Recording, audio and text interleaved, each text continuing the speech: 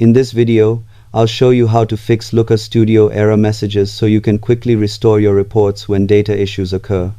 These errors often appear due to broken data connections, expired permissions, or changes in your data source like renamed fields or moved files.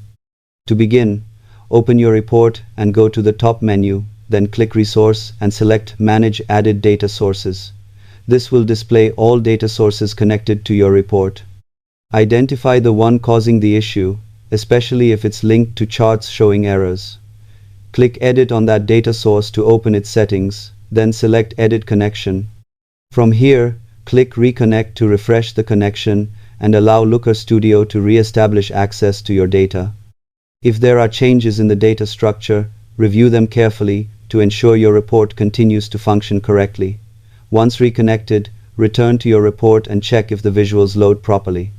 If the issue remains, confirm your account has the correct permissions. Subscribe for more simple and practical tech tutorials.